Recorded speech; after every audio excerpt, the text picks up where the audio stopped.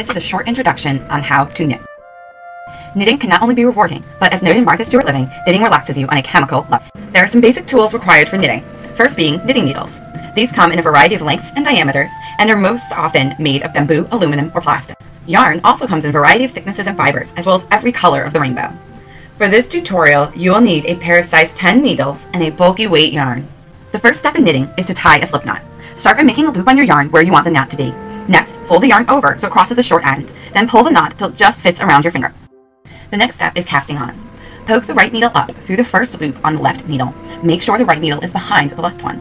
Now wrap the long piece of yarn behind and around the right needle, then pull it down between the two needles. Slide the right needle down using it to catch the yarn between the two needles, then pull it down through the first loop.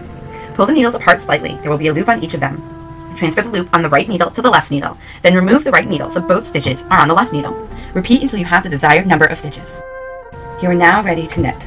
Since you are making a practice piece, start by casting on 20 stitches. Poke the right needle up through the first loop, making sure it goes behind the left needle. Wrap the long end of the yarn around the right needle, pull it down between the two needles. Then slide the right needle down and pull the new loop of yarn through the first one. Turn the right needle so it points up and pull the first loop all the way off the left needle. You'll end up with 1 loop on the right needle and 19 on the left. Repeat these steps until all of the loops have been moved from the left needle to the right.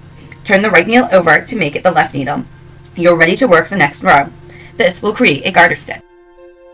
The next stitch to learn is purling. To purl, poke your right needle through the top of the first loop on the left needle, making sure it passes in front of the left. Wrap the long end of the yarn around the right needle, pull this new loop up through the first loop on the left needle, then pull the first loop all the way off the left needle. You'll end up with 1 stitch on the right needle and the rest on the left. Repeat these steps until you've purled the whole row and all the stitches are on the right needle.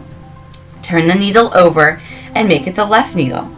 You can either continue to purl to create the garter stitch, or you can alternate between knitting and purling rows to create stockinette stitch. To finish your project, you will need to cast off.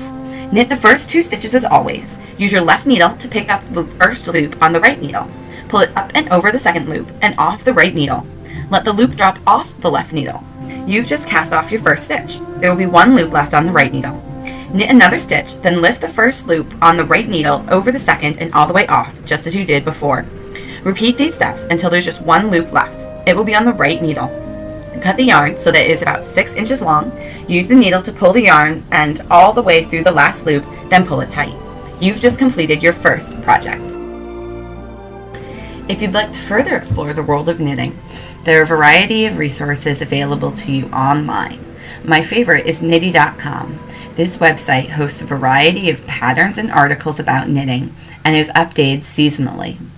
There is also Ravelry.com, which, as well as hosting patterns and articles, offers forums for knitters to come together and talk about patterns. Now go knit!